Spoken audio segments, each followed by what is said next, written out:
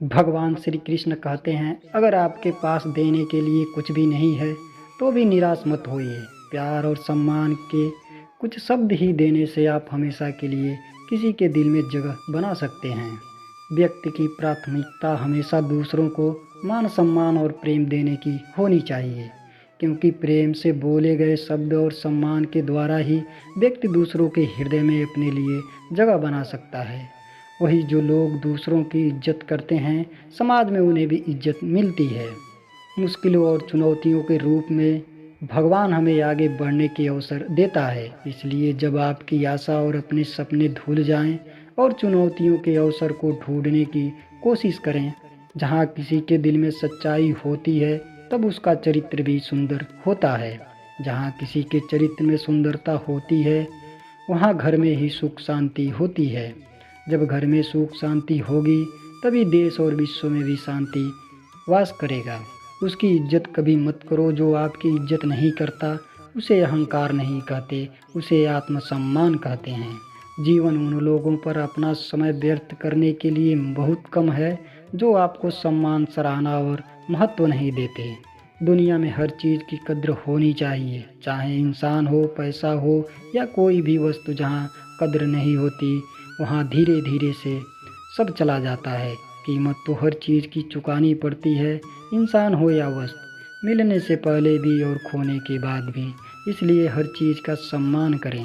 किसी का अपमान करना वह आपका स्वभाव बताता है कि आप कैसे हैं, पर किसी का सम्मान करना वह आपके संस्कार बताते हैं कि आप कैसे हैं। अभिमानी व्यक्ति सभी की तुलना में खुद को बड़ा समझता है और स्वाभिमानी व्यक्ति सबको बराबर समझता है। सम्मान उनका करना चाहिए जो लोगों का सम्मान करता है, उन लोगों का नहीं जो हर वक्त लोगों का अपमान करते हैं। लोगों का सम्मान करना कभी उनके धन के लिए नहीं बल्कि उनके परोपकार के लिए करें। हम सूरज को उसकी ऊंचाई के लिए नहीं बल्कि उसकी उपयोगिता के लिए महत्व देते हैं। जब आप कृतज्ञता का अभ्यास करते हैं तो वहाँ दूसरों के प्रति सम्मान की भावना होती है। माता पिता को दुख कष्ट देने वाली औलाद के साथ क्या होता है, जब किसी के जीवन में किसी जीव, इंसान या जंतु की दुख कष्टों से भरी नकारात्मक ऊर्जा मंडराने लगती है, तो ना तो वह व्यक्ति जीवन में कभी महान बन पाता है और ना ही जीवन भर सुखी रह पाता है। मरने के बाद तो उसका और भी ज़्यादा बुरा सफ़र शुरू हो जाता है। अपने माता पिता की सेवा न करने वाला, अपने माता पिता को परेशान करने वाला, उन्हें दुखी करने वाला कभी महान नहीं बन सकता। ऐसा एक बार जब गोकर्ण काफ़ी लंबी तपस्या के बाद घर आए तो उन्होंने देखा कि उनका घर सुनसान पड़ा है, एकदम वीरान हुई है। उन्होंने जब भीतर प्रवेश किया तो एकदम खाली था। उनका घर किसी प्रकार से रात में रुकने की व्यवस्था की। रात को बहुत डरावनी आवाज़ें उन्हें आने लगी, जैसे अचानक कोई जंगली सुअर उनके कमरे के अंदर भाग आ रहा हो। फिर उल्लू और बिल्ली के रोने की वो भयानक आवाज़ें आ रही थी। गोकर्ण समझ गए कि यह क्या है। वे कड़कती आवाज़ में बोले, कौन हो तुम, क्या बात है? गोकर्ण की कड़कती आवाज़ सुनकर अचानक रोने की आवाज़ आने लगी। कोई दिखाई नहीं दे रहा था, बस आवाज़ें ही आ रही थी। तभी वो रोती हुई मनुष्य की आवाज़ बोली, भाई मैं धुंधकारी हूँ, मैं आपका भाई धुंधकारी। मैं बहुत कष्ट में हूँ, मैं बहुत परेशान हूँ। मुझे भूख लगती है, मैं कुछ खा नहीं सकता हूँ। प्यास लगती है तो कुछ भी पी नहीं सकता हूँ। हालांकि मेरा शरीर नहीं है, किंतु मुझे ऐसा ही लगता रहता है जैसे मैं जल रहा हूँ। हवा के थपेड़ों से मैं कभी इधर होता हूँ तो कभी उधर।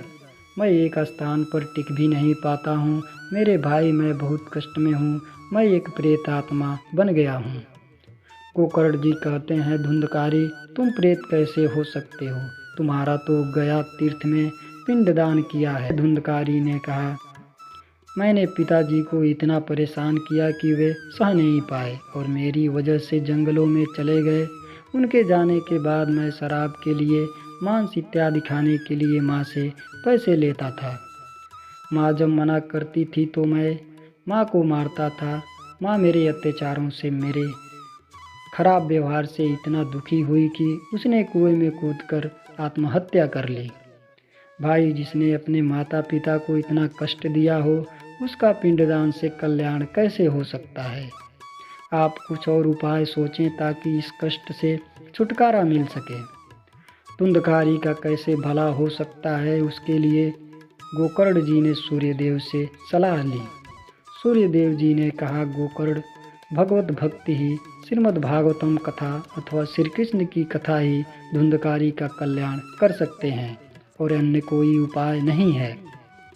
उसके उपरांत श्री गोकर्ण जी ने गांव के सभी लोगों को इकट्ठा कर विधि विधान से श्रीमद् भागवत कथा का आयोजन किया। भगवान श्री कृष्ण की महिमा कीर्तन का आयोजन किया। वहीं पर एक बांस गाड़ दिया ताकि उसमें धुंधकारी रह सके। हवा के थपेड़ों की वजह से वो हरि कथा से वंचित न हो। इस तरह श्री कृष्ण महिमा श्रवण करके श्रीमद् भागवत की कथा सुनकर धुंधकारी का कल्याण हुआ।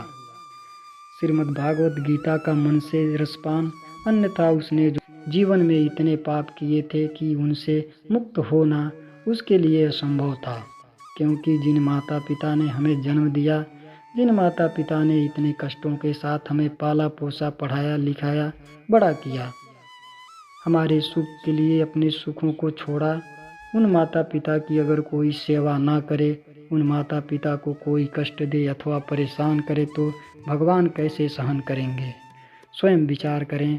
हर माता पिता को अपनी औलादों से यही उम्मीद रहती है कि वो उनके बुढ़ापे का सहारा बनेंगे, हमारे बाद उनके वंश को आगे बढ़ाएंगे, पूर्वजों की धरोहर हमारे दिए हुए संस्कारों और परंपराओं की पीढ़ी दर पीढ़ी समेट कर रखेंगे। लेकिन बहुत से बच्चे गलत संगत में पढ़कर अपने संस्कार मर्यादित क्रियाकलापों को ताव पर रखकर ऐसे कर्मकांड करने लगते हैं जिससे माता पिता बहुत दुखी होते हैं। सेवा करना तो दूर की बात, और तो और बदजुबानी भी करते हैं। तो सोच लो ऐसे लोगों के साथ क्या होता है। आपके पास अब भी वक्त है अपनी गलतियों का पश्चाताप करने के लिए। गलतियों को सुधारो, माता पिता की सेवा में खुद को पूर्ण समर्पित कर दो। रोज भगवत गीता का पाठ करो, सत्संग सुनो, इससे आपके अंदर की अच्छी प्रवृत्तियां सक्रिय होंगी। आपके अंदर की बुराइयों का नाश होना शुरू होगा। मन सकारात्मक विचारों और अध्यात्मक ज्ञान से भरने लगेगा। रोज सुबह शाम ईश्वर का चिंतन करो, आपका कल्याण होगा।